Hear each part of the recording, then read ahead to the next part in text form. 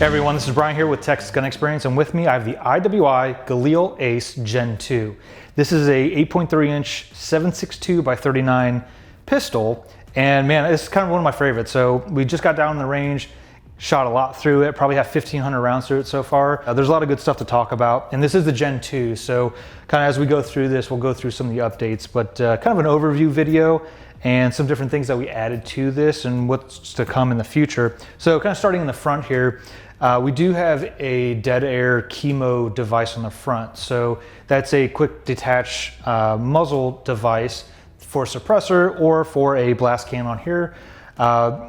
So in the video, you'll actually see here when we're shooting it, the difference between having an open break like this, having this blast can on it, and then having a suppressor. So having a short barrel like this, it's a lot of energy that is falling right out of the barrel there. So we decided to put a brake on here, kind of have some sacrificial baffles for a suppressor.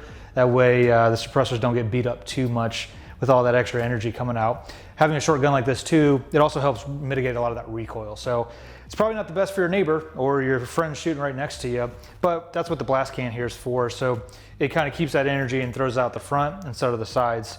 So those are pretty nice. This is 5/8 by 24 thread. So nothing crazy there. So most of your 30 cal mounts will just go right on there. There's also a lock nut there to lock it on and to help time it. So that's pretty nice. Moving back, now this does not come with sights out of the box. It does have a full length Picatinny rail on the top. So they are, intending you to put some type of optic on top of it. But for this setup, we do have a Holosun 503. Similar to a aim point or any of those micro red dots, works pretty well, especially with this AK kind of height. And then actually these are CZ, just iron sights, so they kind of keep that low co-witness through here. Surefire light, but what makes it all possible is they've upgraded the handguard from the Gen 1 that had kind of a Picatinny and plastic rail covers to a full M-lock. Now this is an aluminum handguard M-lock at your 3, 6, and 9 positions. So there's plenty of room to mount accessories on there. Got a little hand stop on there, the light. It cleans up the lines quite a bit. It also allows the opportunity to add more accessories on there if you need to. So a lot of people with the Gen 1 gun were putting RS regulator, different handrails on that. This one now comes with it. There's also QD mounts on the front too. So quick detach mounts for your sling, which is pretty nice. Very similar to an AK. If you don't know what the Galils are, it's pretty much a Valmet inspired Israeli AK. So these were really meant to do well in the sand and the kind of those harsh, dry, and coarse environments. So not much going on the right hand side here other than the safety select lever. So very similar to an AK, rocks up and down, but it's very short as far as the throw goes. So it's easy to operate with just one hand, or just your finger. On the other side of the gun here, it's a little bit more going on. So there's also a safety here for, if you're a right-handed shooter, your thumb. So it actually just forward and back. So really easy. Not changing your manual of arms too much if you're coming from other platforms, which is nice. One of the big updates on this gun from the Gen 1 is they removed a lot of the plastic under here.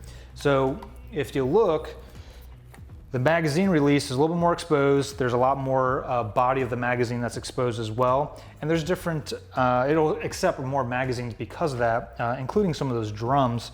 So that's kind of nice. There are delete kits out there from like K&S Precision, but you don't have to go ahead and do that anyway. A little bit later, we'll show you what mags that we've tested so far that fit in here. Back to the other side, very Galil-esque. It does have a dust cover over here. So this is a reciprocating charging handle. So every time you fire the gun, that thing's gonna come back and go forward. So don't hold it like that. But this does move up and down with that charging handle. And it just helps keep any extra dirt or debris out of there. Simple design, it's kind of nice. It's not really a fail point or anything like that. The action on this thing is very smooth. So you'll see in the video too, just working everything between mag reloads to racking a new round.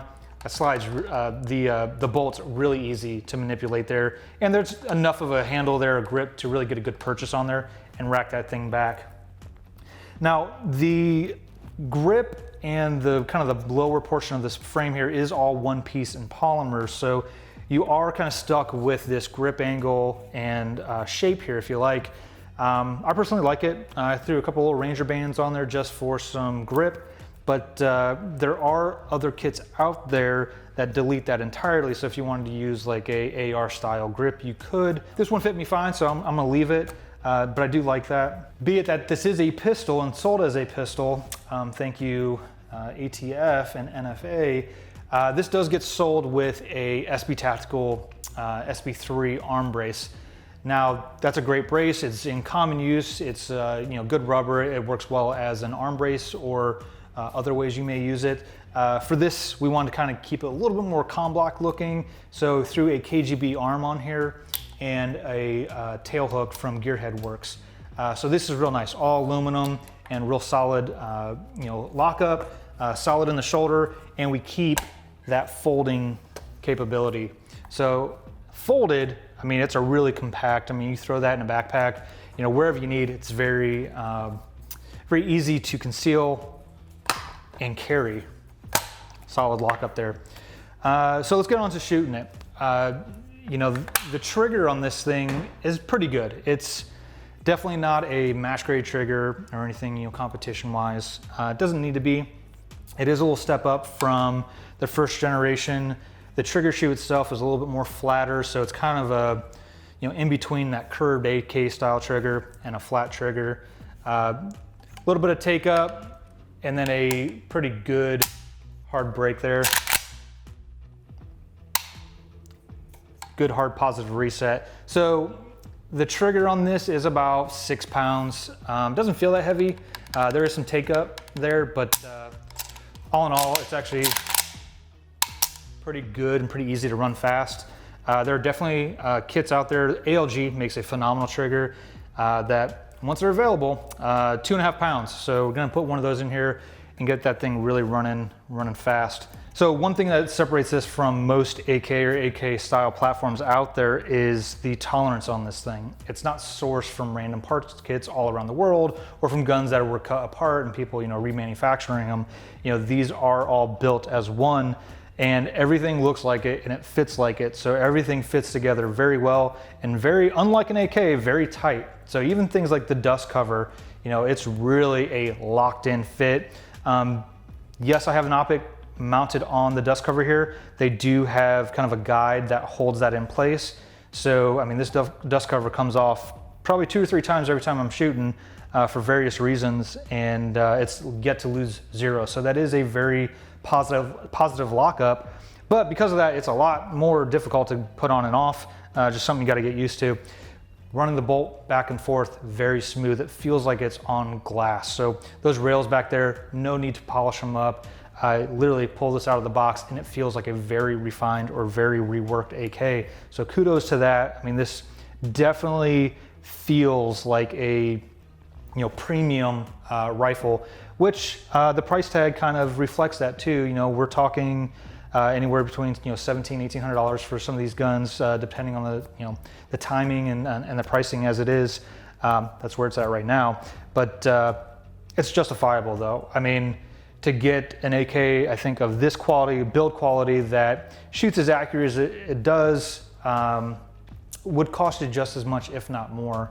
So let's go on to some of the mags too and what actually fits in this. So this does come shipped with a Magpul mag, but just so some options here, we have Magpul, locks in real tight there, no wobble either.